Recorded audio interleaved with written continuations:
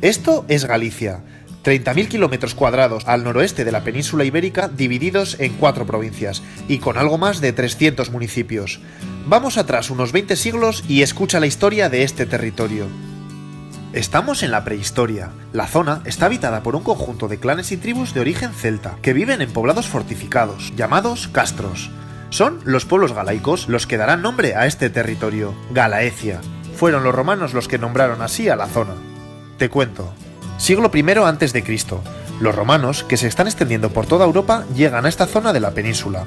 Estos primeros habitantes se resisten a la dominación romana, pero tras la mítica batalla del Monte Medulio, los romanos consiguen controlar la zona. Pasan nada más y nada menos que 6 siglos, y en ese tiempo traen cosas importantes para el desarrollo de la zona. Convierten los castros en villas, construyen puentes y calzadas, e introducen nuevas formas de agricultura, arquitectura y minería. Y traen un nuevo idioma, el latín, el idioma que evolucionará en el gallego. Todo eso. Llega el siglo V. El Imperio Romano está en decadencia y, aprovechándose de eso, los pueblos del norte de Europa empiezan a entrar en la península. ¿Te suenan los suevos, vándalos y alanos? Pues los primeros, los suevos, llegan a Galicia en el 409. No necesitan luchar, hacen un pacto con Roma, que, como te he dicho, ya está muy debilitada, y se establecen en Galicia. Su jefe, Hermerico, toma el título de rey y crea el Reino Suevo de Galicia. Todo esto, para algunos historiadores, uno de los primeros estados de toda Europa. Sorprendente, ¿eh? Luego llegan los visigodos, que primero controlan toda esta parte de la península, y después vencen a los suevos y los absorben dentro de su reino. Pero mira, uno de los reyes godos, Leovigildo, hace una división administrativa del reino, y se titula Rey de Galicia, Hispania y Galia. Ya ves, las tierras gallegas siguen manteniendo de alguna manera su estatus. Seguimos. Es el 711. Los musulmanes entran a la península desde aquí, y la van conquistando a toda velocidad. Llegan más o menos hasta aquí, y como puedes ver, gran parte del territorio gallego pasa a estar bajo el control musulmán. Mira lo que pasa ahora. Aquí están los astures. Hartos de los musulmanes, se enfrentan a ellos en la famosa batalla de Covadonga, y la ganan. Comienza la que se conoce como Reconquista Española. Lentamente los astures van recuperando terreno, van hacia el sur, pero también entran en territorio gallego mientras van echando a los musulmanes. En ese proceso se empieza a estructurar poco a poco el reino de Asturias, y como ves, Galicia se incorpora en él. Eso sí, ojo, porque Galicia pronto conformará una entidad política propia. Te lo cuento luego. Vamos al siglo IX.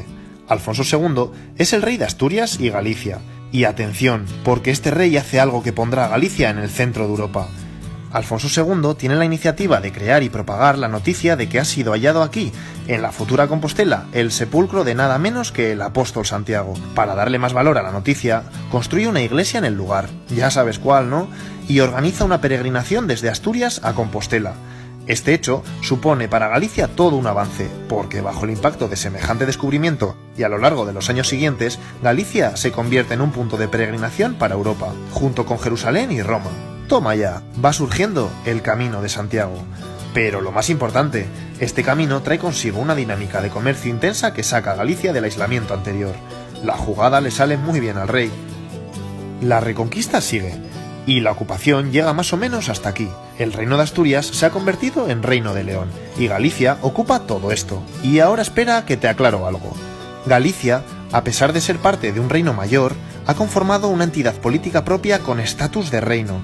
Es el Reino de Galicia, aunque sea un reinado que dependa de los reyes de León. Lo entiendes, ¿no? Pero mira una cosa. A partir del siglo X se producen un montón de cambios de fronteras y reyes, y el Reino de Galicia, durante breves periodos de tiempo, llega a ser un reino independiente, con su propio rey. ¿Has oído hablar de Ordoño y García de Galicia? Pues ambos, entre otros, fueron reyes del Reino de Galicia. Entretanto, al margen de los líos de coronas y tronos, están pasando otras cosas serias. Durante los siglos IX y XII, los gallegos de la costa sufren repetidos ataques de los temidos normandos. Sí, de los vikingos. El miedo a los saqueos hace que muchos gallegos y gallegas se alejen del mar hacia el interior, y así, parte de la costa gallega sufre cierto despoblamiento. Malditos vikingos. La historia sigue.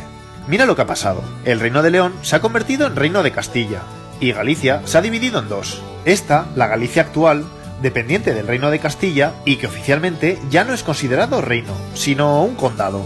Y esta otra, convertida ahora en Reino de Portugal. Pues bien, los reyes de Castilla, mucho más centrados en sus nuevas conquistas, tienen de alguna forma olvidada Galicia, y por tanto, el mando ahora lo ejercen algunos obispos y nobles gallegos.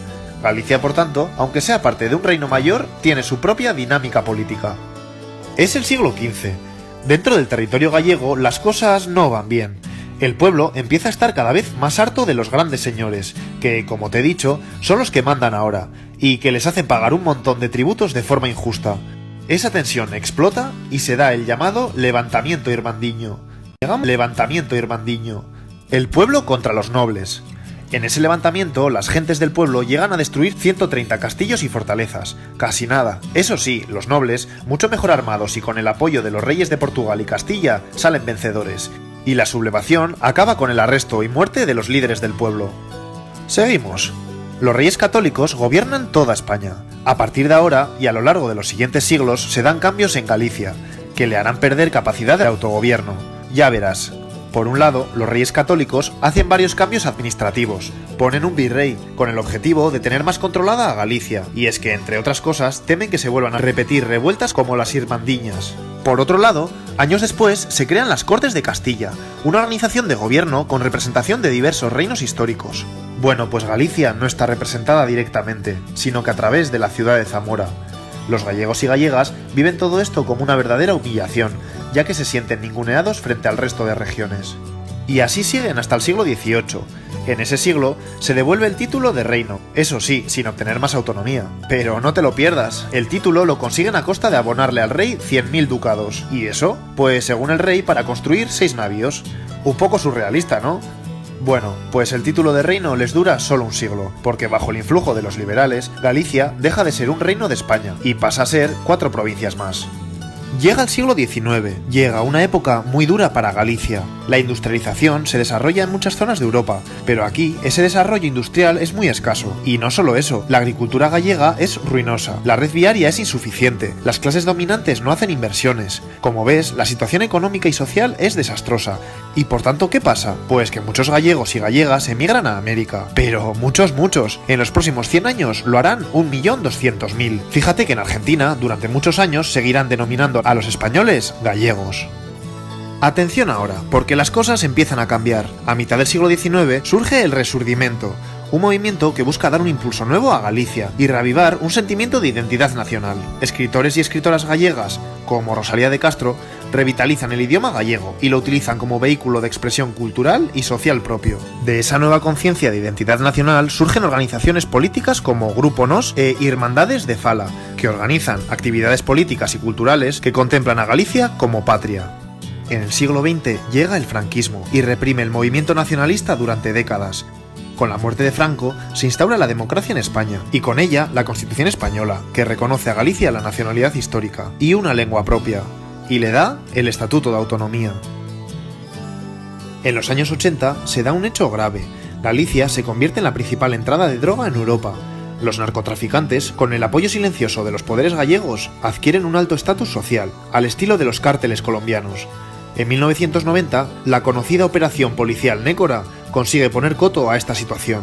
En el 2002, el petrolero Prestige se hunde aquí y ocasiona un vertido de crudo que provoca en las costas gallegas un desastre ecológico con efectos devastadores, uno de los mayores de la historia de España.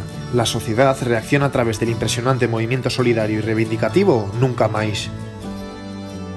Durante el siglo XXI, Galicia no ha conseguido la recuperación económica deseable. Sin embargo, el encanto de sus tierras y su cultura resulta un atractivo turístico en auge para el resto del mundo. Hemos llegado a la actualidad.